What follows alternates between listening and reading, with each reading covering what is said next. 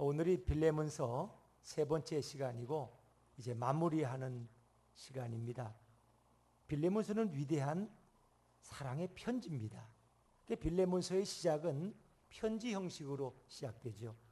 그리스도 예수를 위하여 갇힘받은 바울과 및 형제 디모데는 우리가 사랑하고 또 우리의 동역자된 빌레몬과 그의 자매 아비와 그리고 함께 군사된 아키포와 가정에서 모이는 교회에 편지하노니 이렇게 시작됩니다. 이것은 사도 바울이 빌레몬의 집에서 모이는 교회에 보내는 개인적인 서신 같지만 여기엔 위대한 하나님의 사랑이 담겨져 있습니다. 이것은 그래서 사랑의 편지다 이렇게 말할 수 있습니다. 위대한 하나님의 사랑이 빌레몬서에는 드러나 있다는 것입니다.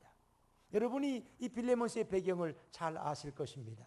오네시모란 노예는 자기의 옛 주인인 빌레몬을 배신하고 그의 재산을 일부 탈취해서 도망간 노예입니다. 그가 이리저리 떠돌다가 로마로 왔는데 거기서 뭔가 잘못돼서 바울이 갇혀있는 감옥에 들어오게 되었습니다. 바울과 오네시모의 만남이 바로 그 감옥에서 이루어졌습니다. 그러나 그 만남은 매우 긍정적인 만남이고 기적 같은 만남입니다. 그 만남을 통해서 오네시모의 마음이 열리고 그가 사도 바울을 통해서 하나님의 사랑을 경험하게 되었다는 것입니다. 여러분 누구든지 하나님의 사랑을 알게 되고 하나님의 사랑을 깨닫게 되면 그 영혼이 변화되어지는 것입니다. 그건 새로운 인생이 되는 거예요. 아마 오네시모의 마음속에 세상을 향한 미움과 원한이 가득했을지도 모릅니다. 왜? 그런 노예로서 억울한 삶을 살 수도 있습니다. 아니면 태어나자마자 노예로서의 삶을 살아올 수도 있어요. 여러분 노예가 바라보는 세상은 결코 아름답지 않습니다. 나를 괴롭히는 주인들은 뭐가 팔자가 좋아서 날 때부터 귀족이고 주인이고 나는 태어날 때부터 노예인가? 세상을 향한 원망과 미움이 가득 차 있었습니다. 그러나 사도 바울을 통해서 하나님의 말씀을 전해받고 하나님의 사랑을 경험하게 되었을 때 이 오네시모의 마음이 활짝 열리더라고요. 세상을 향해서 가로막혔던 미움의 벽이 허물어지고 증오의 장벽이 녹아내려서 그런 주님을 영접하고 변화된 인생이 되어지는 것입니다. 여러분 하나님의 사랑은 그래서 위대한 거예요. 사랑하면 변화된다는 의미가 바로 그런 의미가 아니겠습니까? 여러분 오네시모의 이름의 뜻이 혹시 뭔지 아십니까? 잘 모르시죠? 11절을 읽으시면 여러분이 좀 더 쉽게 알 수 있을 거예요. 우리 11절 말씀을 한번 자막에서 읽어볼까요? 시작. 그가 전에는 내게 무익하였으나 이제는 나와 내게 유익함으로. 자, 오네시모의 이름의 뜻이 어떤 뜻일까요? 유익하다. 유익하다. 바울은 말합니다. 그가 전에는 당신과 내게 무익한 사람이었지만 이제는 유익한 자가 되었다. 다른 번역으로 보면 그가 전에는 우리에게 쓸데없는 자였지만 이제는 쓸데있는 사람이 되었다. 오네시모라는 이름의 뜻은 원래 유익하다, 유익하다. 여러분도 누군가에게 유익한 인생이 되기를 주의 이름으로 축원합니다. 이 오네시모는 이름값을 못한 거예요. 자기 이름은 남에게 유익한 사람이 되는 게 자기 이름값인데 그 삶을 살지 못했어요. 그래서 남에게 폐를 끼치고 무익한 사람이 되어버렸어요. 그러나 하나님의 사랑을 사도 바울을 통해서 경험하게 되었을 때 그는 이제 유익한 사람이 됐어요. 쓸데있는 사람이 됐어요. 그의 인생이 변화되었습니다. 그래서 그는 이제 후에 에베소 교회의 감독이 되었다는 그런 전설적인 기록을 우리에게 보여주고 있지 않느냐는 것입니다. 사랑하면 변합니다. 아무리 변할 것 같지 않은 사람들도 하나님의 사랑이 임하면 그런 변화되는 것입니다. 아직 주무실 분은 없겠지만 그래도 혹시 옆에 분에게 이렇게 인사하죠. 사랑하면 변합니다. 시작. 사랑하면 변합니다. 그렇습니다. 사랑받지 못하기 때문에 문제로 남는 거지 사랑받으면 사랑하면 우리 인생은 변한다는 것입니다. 이런 예는 우리나라 역사 속에도 있었습니다. 여러분 사랑의 원잣단 하면 누가 생각납니까? 손양원 목사님. 손양원 목사님의 두 아들 동인이와 동신이가 여수 순천 반란 사건 때 공산당 청년 안재선이라는 청년에 의해서 살해를 당합니다. 제가 얼마나 마음이 무너졌겠어요. 이제 여수순천 반란 사건이 다 국군에 의해 진압되어지고 이 안재선 청년은 사형을 당하게 되었는데 이 손양원 목사님이 구명운동을 벌였어요. 그를 살려달라고. 내 아들 둘을 죽였지만 나는 그 안제선이를 내 양아들로 삼고 내 아들처럼 사랑하고 키우겠다. 그래서 안제선이 풀려났어요. 손양원 목사님의 양아들이 되었어요. 그런데 놀라운 것은 그가 정말 맏아들처럼 아버지를 섬겼다는 사실. 또 그런 사랑을 받았고 1950년 6.25가 터지고 3달 만에 인민군에 의해 끌려가시던 손양원 목사님이 순교당하셨어요. 그리고 이제 장례를 치르는데 이 안재선 씨가 맞상조 장남으로서 그 장례를 치렀어요. 장례 끝나고 찍은 사진이 중앙에 있는 인물이 안재선 씨. 그러니까 손양원 목사님을 통해서 부어주신 하나님의 사랑이 안재선이라는 공산당 청년 그 살인자의 인생을 변화시킨 줄로 믿습니다. 그리고 그가 성경 고등학교에 입학을 하고 졸업을 하고 전도사가 되었어요. 복음 전하는 사람이 되었어요. 더구나 안재선 씨의 아들이 안경선 목사인데 그가 목회자가 되었어요. 여러분, 만약 손양원 목사님의 사랑이 그에게 부어지지 않았더라면, 하나님의 사랑이 손 목사님을 통해 그의 마음에 부어지지 않았더라면 그런 증오와 미움을 가진 공산당 청년으로 살다가 마지막에 사형당하고 말았겠지. 그러나 사랑은 한 사람의 인생을 바꿔놓았다는 것입니다. 하나님의 사랑이, 하나님의 풍성한 사랑이 여러분의 마음에도 부어지기를 주의 이름으로 축원합니다. 누가 용서할 수 있습니까? 하나님의 사랑을 경험한 사람만이 다른 사람을 용서할 수 있습니다. 주님이 우리를 용서하신 것처럼 나도 다른 사람을 용서하고 그를 사랑할 수 있다 하는 것입니다. 그래서 로마서 5장 8절에 보니까 우리가 아직 죄인 되었을 때에 그리스도께서 우리를 위해 죽으심으로 하나님께서 우리에게 대한 당신의 사랑을 확증하셨다고 보여주셨다고 우리에게 성경은 증언하고 있습니다. 그래서 사랑은 위대하고 하나님의 사랑은 정말 위대한 것입니다. 또한 하나님의 사랑은 신분을 초월하는 사랑입니다. 여러분, 오네시모는 옛 주인 빌레몬에게 용서받을 수 없는 사람입니다. 그는 주인의 신뢰를 깨뜨렸습니다. 노예이지만 그 당시에 노예는 인간 취급받지 못하고 개나 짐승처럼 여기던 시대에 그래도 빌레몬은 자기가 그리스도인이기 때문에 아마 오네시모를 겨우 인간적으로 대해줬을 것입니다. 그리고 그에게 중요한 재정적인 책임도 맡겼습니다. 그러나 오네시모는 주인을 배신하고 재정의 일부를 가지고 도망쳐 버렸습니다. 그런 노예는 누구에게 맞아 죽어도 법적으로 아무 문제가 없습니다. 그는 도저히 용서받을 수 없는 사람입니다. 그런데 빌레몬은 어떻게 됐을까요? 마지막에 오네시모를 용서한 줄로 믿습니다. 아니, 용서할 정도가 아니에요.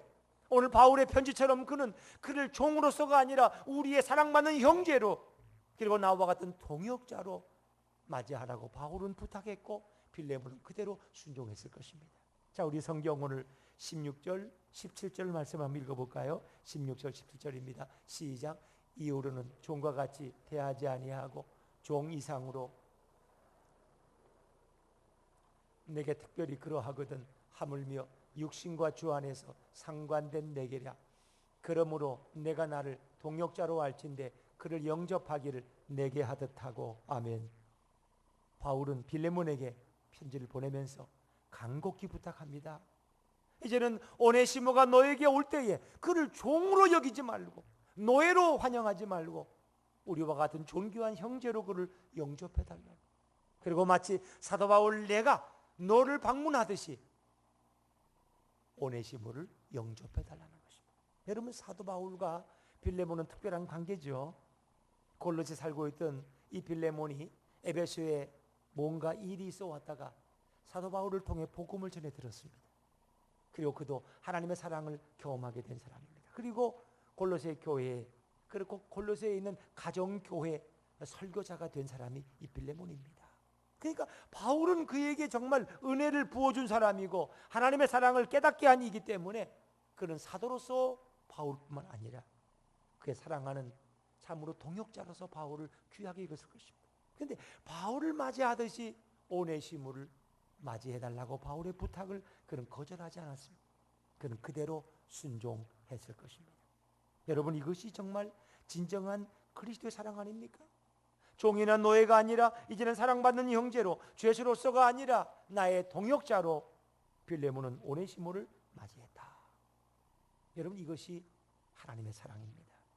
하나님의 사랑이 부어지는 곳마다 신분이 철폐되고 모두가 똑같은 사랑을 경험하게 되는 것입니다. 혹시 우리 옆에 분들한테 한번 이렇게 물어보세요. 당신 혹시 차별하지 않으십니까? 시작. 당신 혹시 차별하지 않으십니까? 고향 사람이라고 좀 더 가까이 하고 뭐 좀 이렇게 좀 안다고 더 좀 이렇게 해요. 여러분. 그런데 오늘 정말 하나님의 사랑은 사람들을 차별하지 않는 사랑이다. 누구도 신분의 고하를 가리지 않습니다. 종이 아니라 그를 형제로 맞이하게 되는 것이 하나님께 변화된 사람의 모습이다. 여러분, 우리 역사 속에도 이런 아름다운 일이 있지 않습니까? 1905년 미국의 한 선교사가 전북 김제의 조그만 마을에 들어가서 복음을 전했습니다. 근데 그 마을엔 예수 믿는 사람들이 아무도 없었어요. 처음으로 예수 믿은 사람이 조덕상이라는 사람인데, 이 사람은 아주 그 마을의 최고의 부자, 유지고, 그리고 양반 중에 양반입니다. 그러니까 처음 복음 받으랬어요. 그리고 열심히 전도합니다. 그리고 자기 집에 있는 하인들을 다 데리고 예배드리러 갑니다. 예전에는 한 집 식구가 많잖아요. 더구나 하인이 한 두세 명 있으면 뭐 그 가족이 대단하죠. 그러니까 그 금산이라는 마을에 금산교회가 세워지게 됐어요. 그런데 교회를 세울 때도 저기 나오는데 아주 오래된 교회죠. 역사 문화재로 지정된 교회인데, 저 교회를 건축할 때도 자기 많은 땅을 내어놓고 또 많은 헌금을 들여서 거의 교회를 다 짓다시피 했어요. 그리고 이제 교회가 부흥돼서 이제 장로를 선출하게 되었습니다. 그때는 이 조덕상 씨도 집사가 됐어요. 조동상 집사. 그 마을의 최고의 부자요, 유지이고 양반인 조덕상 집사가 후보. 그리고 또 한 사람의 후보가 있었는데, 그 조덕상 집사 집에서 일하는 하인 이자익 집사가 있어요. 이 사람은 원래 경상도 출신인데 너무 흉년이 들어가지고 먹을 게 없으니까 이리저리 흘러서 일하다가 보니까 전북 김제까지 왔어요. 그리고 어느 양반 집에 하인이 돼가지고 마부란 이름을 가지고 그 집을 섬기고 있었다. 근데 그분이 주인을 따라서 교회 나왔다가 거듭난 인생이 되었고 그 교회 집사가 되었어요. 이게 참 재미있죠. 주인 조덕상 집사, 그리고 그 집의 하인 이자익 집사, 두 사람이 후보예요. 그리고 놓고 기도를 하고 투표를 했어요. 누가 장로가 되었을까요? 당연히 양반 주인이 돼야지. 근데 결과는 반대였어요. 이자익 집사, 하인이, 그 집의 하인이 장로가 선출됐어요. 교인들은 큰일 났구나, 이거 교회가 뒤집히겠구나 생각했어요. 근데 조덕상 집사님은 얼굴색 하나 변하지 않고 일어나 발언권을 얻더니, 정말 여러분은 오늘 훌륭한 선택을 하셨습니다. 제가 봐도 이자익 집사님은 장로감으로 훌륭한 분입니다. 여러분은 하나님의 뜻대로 정말 투표해 주셨고 좋은 장로를 선출했습니다. 그리고 나서 이 이자익 집사가 장로로 취임한 다음에 조덕상 집사는 그를 장로로 아주 깍듯하게 대우합니다. 자기 집 하인인 이자익 장로의 설교를 듣고 그를 도와서 교회를 열심히 섬깁니다. 그리고 이자익 이 장로님이 너무 훌륭해요. 그러니까 자기 사비를 들여서 평양신학교에 보내서 목사 안수를 받게 해요. 그리고 자기 집 하인인 이 이자익 장로를 자기 교회 담임 목사로 청빙을 해요. 자기보다 나이가 15살이나 아래인데. 그리고 조덕상 집사님도 장로가 돼서 자기 집 하인이었던 이자익 목사를 자기 교회 담임 목사로 섬깁니다. 그리고 그는 장로로서 충성을 합니다. 얼마나 아름다운 모습이에요. 그래서 이 금산교회는 많은 목사님들이 꼭 한번 방문하고 싶은 교회 중에 하나가 바로 이 금산교회다. 그 교회는 조덕상 장로님과 이자익 목사님 같은 위대한 분들이 계셨습니다. 바로 하나님의 사랑이 그들의 마음속에 부어질 때 자기 집 하인도 장로님으로 그리고 담임 목사님으로 모셔서 함께 교회를 섬기게 되었다. 여러분, 그렇습니다. 오네시모는 빌레몬에게 종이었지만 빌레몬은 그를 종으로 여기지 않고 같은 동역자로 그를 받아들입니다. 조덕상 집사님은 자기 집 하인이었던 이자익 집사를 자기 교회 장로로 담임 목사로 모셔드립니다. 이것이 바로 주 안에서 신분을 초월하는 하나님의 사랑인 줄로 믿으시기 바랍니다. 여러분, 그 주 안에서는 차별이 있을 수가 없는 거예요. 좀 죄송한 표현이지만 예를 들면 우리 교회에서 30년 동안 섬기신 분이나 엊그제 우리 교회 등록한 분이나 6개월도 안 된 분이나 우리는 동일하게 사랑해야 돼. 아, 저분은 우리 영신교회 20년 됐으니까 내가 또 좀 잘해줘야지. 아, 저분은 뭐 엊그제 왔는데 뭐 난 별로 관심 없어. 그건 아니에요. 그건 하나님의 사랑을 깨닫지 못한 분들이 그렇게 인간적인 차별을 하는 거예요. 세상에서는 그렇습니다. 로타리 클럽에 20년 섬긴 사람이 귀하지. 그까지 어제 온 신입 회원이야 뭐 별것도 아니지. 교회는 세상이 아닙니다. 하나님의 사랑을 경험한 사람들은 어제 오신 분이든 30년 전에 오신 분이든 똑같이 사랑하고 똑같이 대우합니다. 이것이 하나님의 사랑을 경험한 사람들의 모습이다 하는 것입니다. 여러분에게 신분을 초월해서 똑같이 모두를 사랑할 수 있는 하나님의 사랑이 부어지기를 주의 이름으로 축원합니다. 하나님 바로 이런 교회를 만들기를 원하시는 것입니다. 사랑하는 여러분, 그러나 하나님의 사랑은 그냥 되어지지 않습니다. 여기에는 엄청난 희생의 대가가 따른다는 것입니다. 오늘 사도 바울은 오네시모를 보내면서 빌레몬에게 보낸 편지에 아주 엄청난 사실을 선언하고 있습니다.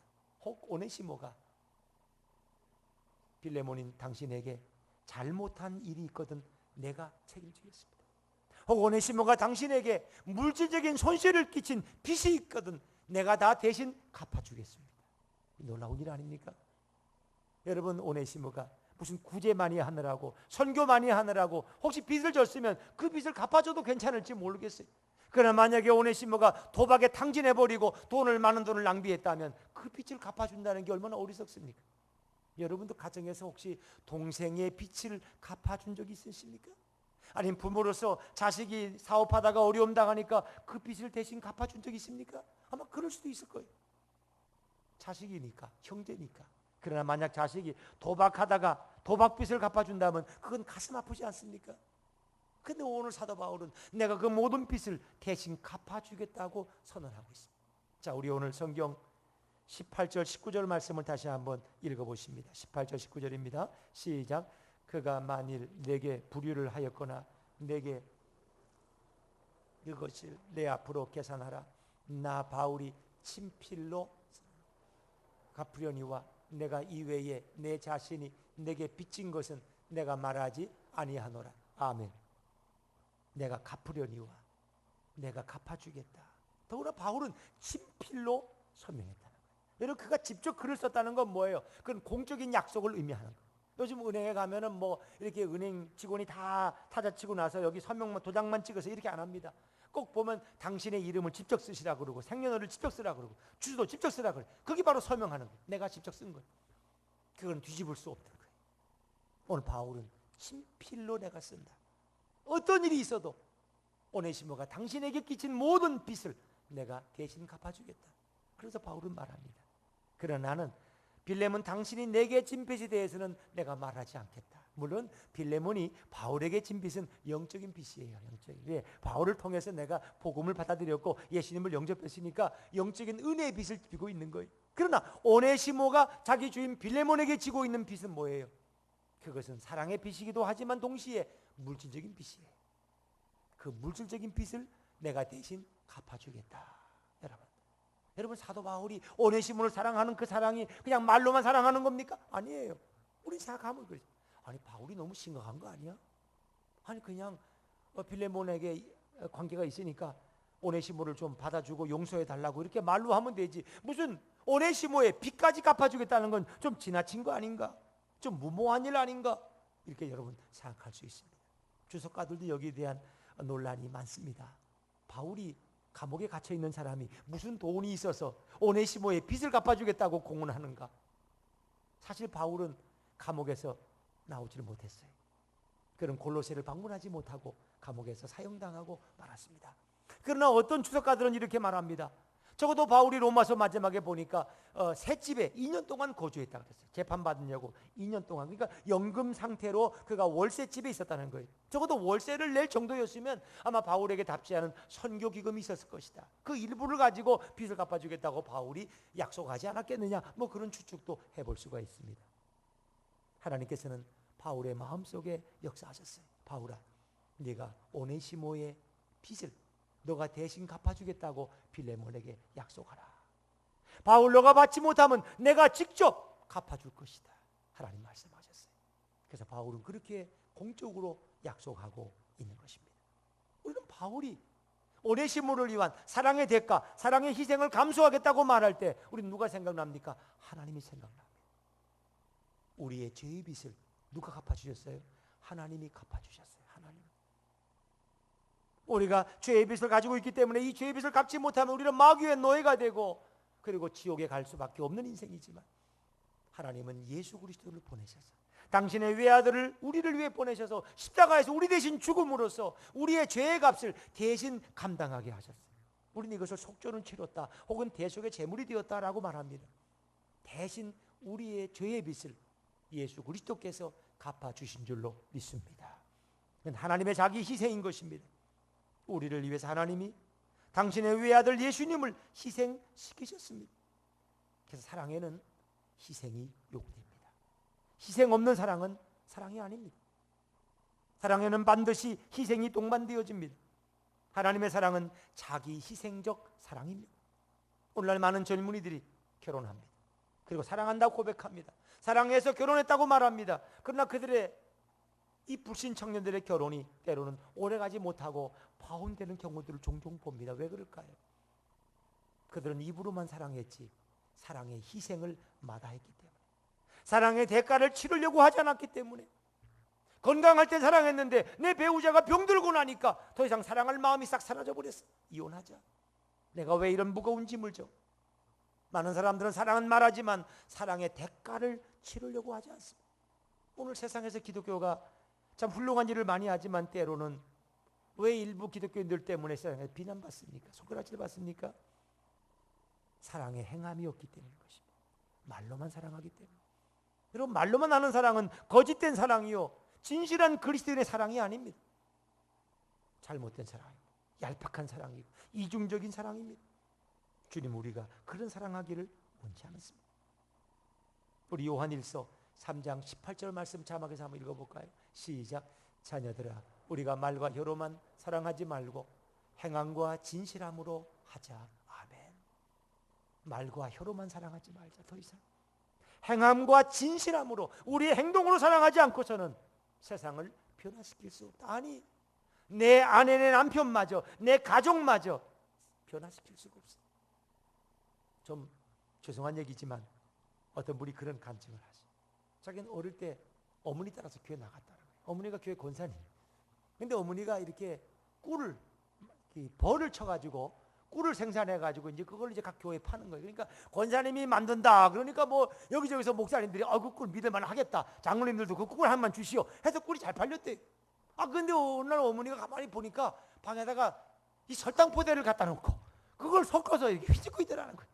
그래서 어머니, 그 꿀에다가 설탕 섞으면 안 되잖아요. 그랬더니, 야 이놈아, 너 모르는 소리 하지 말아라. 어떻게 꿀만 팔아가지고 어떻게 사냐.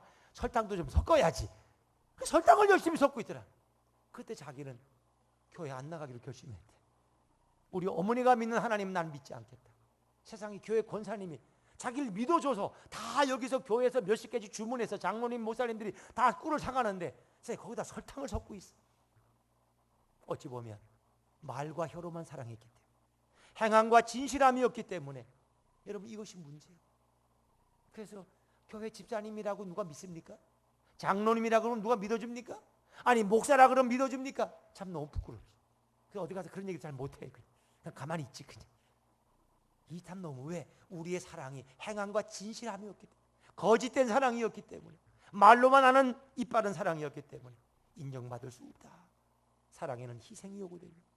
언젠가 하면 TV에 소개된 내용 중에 그런 내용이 있었습니다. 100세가 넘은 할머니가 70세가 넘은 딸을 돌보고 있는 거예요. 이해가 되십니까? 이분은 원래 초등학교 교사였어요. 그러니까 아이를 돌볼 수가 없어서 유모에게 아이를 맡기고 학교 출근합니다. 근데 유모가 아이를 들고 어떻게 좀 다른 데 신경 쓰다가 애를 그냥 땅바닥에 떨어뜨렸어요. 근데 애가 뇌가 손상되고 목이 부러졌어요. 반신불구가 돼버렸어요.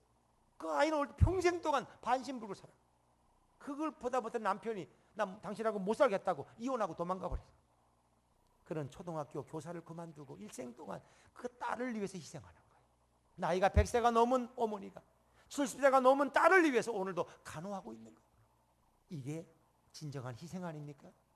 이것이 사랑의 대가가 아닙니까? 여러분, 사랑한다는 건 말로 되지 않습니다. 이런 희생이 동반되지 않으면 그 거짓된 사랑이에요. 거짓된 사랑. 말로만 하는 사랑. 이제 거기 세상은 속지 않습니다. 기독교인들 말만 잘하지. 말만 잘해. 말만 잘해. 거기 가지 안 된다는 것입니다. 여러분, 누가복음 10장에 보면은 예수님 말씀하신 사마리아인 비유가 있지 않습니까? 예수님 말씀하시는 그 비유의 초점이 뭡니까? 사마리아인과 유대인은 철천지 원수입니다. 원래는 같은 이스라엘 민족이었지만 유대인들은 사마리아인을 유대인으로 취급하지 않습니다. 이방인보다 더 멸시하고 더 무시합니다. 그런데 누가 강도 만났어요? 유대인이 강도 만났어요. 강도 만나 쓰러져 있는 같은 유대인은 제사장이 지나가다가 그냥 지나가 버립니다. 레위인이 그냥 지나가 버립니다. 그런데 유대인의 철천지 원수된 사마리아인은 발을 멈춥니다. 그리고 가서 그의 시신을, 그의 상처를 싸매주고 기름을 내서 치료해주고 자기 나귀에 태워서, 주막은 요즘 병원입니다. 병원에 응급실에 대다주고 약값을 치러주고 내가 한 달 후에 돌아올 텐데 그때까지 모든 치료비를 내가 다 부담하겠습니다. 이게 선한 사마리아. 선한 사마리아인은 하나님의 사랑을 경험한 사람. 그는 원수로 여기는 유대인까지 사랑했고 그를 위해 자기의 엄청난 물질적인 손실을 감수한 인물입니다. 이게 진짜 사랑 아닙니까, 여러분? 말로만은 누가 못합니까? 하나님은 바로 우리에게 이런 사랑을 요구하고 계시는 것입니다. 우리가 하나님의 마음을 알고 하나님의 위대한 사랑을 깨달을 때 우리는 하나님의 영광을 드러내게 될 줄로 믿습니다. 내가 영광 받는 것이 아니라 하나님이 영광 받는 것입니다. 하나님이 높아지는 것입니다. 그래서 우리는 다 내 의로 사랑해. 내가 좀 뭐 사랑하고 봉사하면 다 소문내고 내가 이렇게 했다, 내가 누구 사랑했다, 뭐 했다. 거기는 하나님의 사랑이 없다는 것입니다. 자기 의의 사랑이에요. 자기 자랑의 사랑이고 자기 업적에 불과한 것입니다. 하나님의 사랑은 참으로 위대하지만, 그래서 그 사랑은 인생을 변화시키지만 우리가 하나님의 사랑을 깨닫지 못한다면 그것은 인간적인 사랑에 불과하다는 것입니다. 하나님의 사랑은 그렇습니다. 형제 자매를 존중히 여깁니다. 신분의 차별을 가져오지 않습니다. 그리고 기꺼이 그 사랑을 위해서 희생을 감수합니다. 바울은 말합니다. 내가 갚을 것이다. 내가 책임질 것이다. 내가 갚으리라. 그렇습니다. 사랑에는 대가가 필요합니다. 사랑에는 희생을 동반합니다. 이런 아름다운 사랑의 대가를 치르는 저와 여러분들 되실 수 있기를 주의 이름으로 축원합니다. 우리 말씀 생각하면서 찬송 311장 같이 찬양하시겠습니다.